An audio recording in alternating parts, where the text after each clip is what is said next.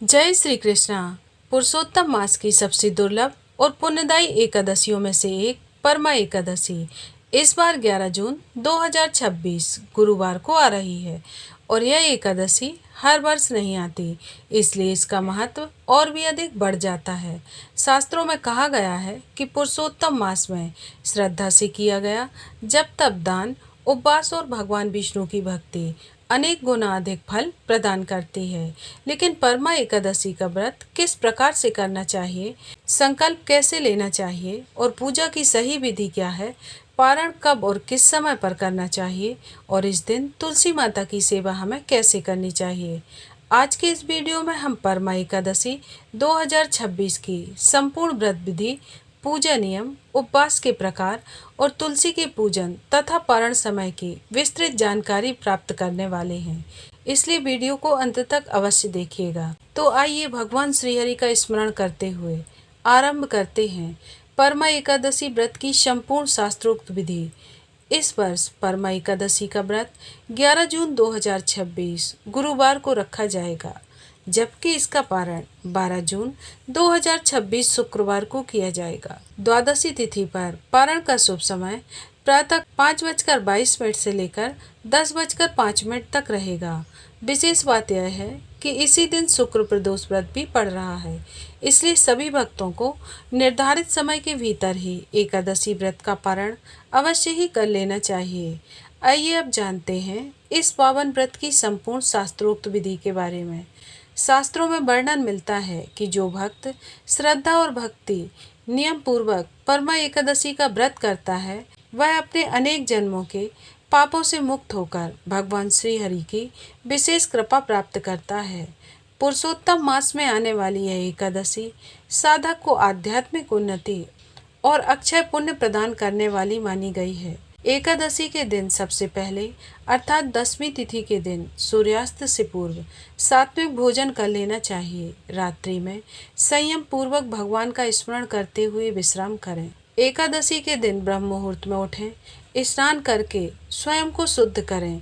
यदि संभव हो तो गंगा जल मिलाकर स्नान करें। इसके बाद में घर के मंदिर में पूजा स्थान की सफाई करें। भगवान श्री हरि का स्मरण करते हुए दीपक प्रज्वलित करें, घंटी बजाएं और फिर भगवान को प्रणाम करें। भगवान को कोई मीठा भोग अर्पित करें तथा उसके बाद बड़े ही प्रेम पूर्वक आरती करें। इसके बाद में हाथ में जल लेकर एकादशी व्रत का संकल्प लें और फिर भगवान से प्रार्थना करते हुए, हे प्रभु, मैं आज आपकी प्रसन्नता और अपनी आत्मिक शुद्धि के लिए मैं परमा एकादशी व्रत का पालन कर रही हूँ। कृपया मुझे इस व्रत को सफलता पूर्वक पूर्ण करने की शक्ति प्रदान करें। संकल्प के बाद यह जल तुलसी माता को अर्पित कर दें और अब तुलसी माता की पूजन करें। तुलसी जी को जल अर्पित करें, घी का दीपक प्रज्वलित करें और कम से कम 3 बार उनकी प्रदक्षिणा अवश्य करें। इसके बाद श्रद्धा पूर्वक यह मंत्र बोलें, वृंदाय तुलसी देव्ये प्रियाय केशवस्य च कृष्ण भक्ति प्रदे देवी सत्यवस्ते नमो नमः। तुलसी माता जी की पूजा के बाद हरे कृष्ण महामंत्र का जाप करें। हरे कृष्ण कृष्ण कृष्ण हरे हरे, हरे राम राम राम हरे हरे। एकादशी के दिन यथाशक्ति अधिक से अधिक नाम जप करना चाहिए।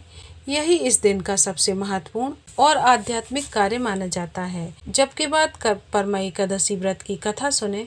कथा सुनते समय भगवान श्री हरि का ध्यान करें और मन को एकाग्र रखें। दिन भर श्रीमद् भगवद गीता तथा भगवान की लीलाओं का श्रवण और अध्ययन करना अत्यंत ही शुभ माना जाता है।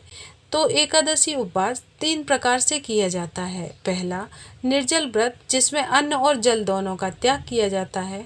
दूसरा, सजल व्रत, जिसमें केवल जल ग्रहण किया जाता है। और तीसरा, फलाहार व्रत, जिसमें फल, दूध, मेवा और एकादशी योग्य पदार्थ ग्रहण किए जा सकते हैं। अपनी क्षमता और स्वास्थ्य के अनुसार व्रत का प्रकार चुनें, लेकिन अन्न का सेवन ना करें। एकादशी के दिन चाय, कॉफ़ी, नशीले पदार्थ, धूम्रपान तथा तामसिक भोजन से दूर रहना चाहिए। संध्या के समय तुलसी माता तथा भगवान श्री हरि की आरती करें, दीपक जलाएं, धूप अर्पित करें और परिवार के साथ भगवान का नाम जप और संकीर्तन करें।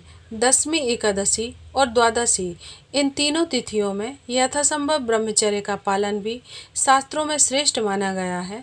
तो अब बात करते हैं पारण की। द्वादशी तिथि पर स्नान और पूजन के बाद निर्धारित समय में ही व्रत का पारण करें।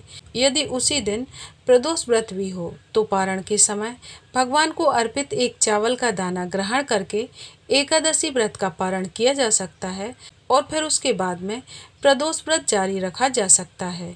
कई भक्त यह भी पूछते हैं कि यदि घर में जन्म या मृत्यु के कारण सूतक लगा हो तो फिर क्या एकादशी का व्रत रखा जा सकता है? तो जी हाँ, ऐसे समय में भी उपवास रखा जा सकता है, हरि नाम जप किया जा सकता है, भगवत गीता का पाठ और कथा का श्रवण किया जा सकता है। केवल विधिवत पूजन पाठ से हमें बचना चाहिए। तो भक्तों, यह थी परमा एकादशी 2026 की संपूर्ण व्रत विधि, पूजा नियम और पारण से जुड़ी महत्वपूर्ण जानकारी।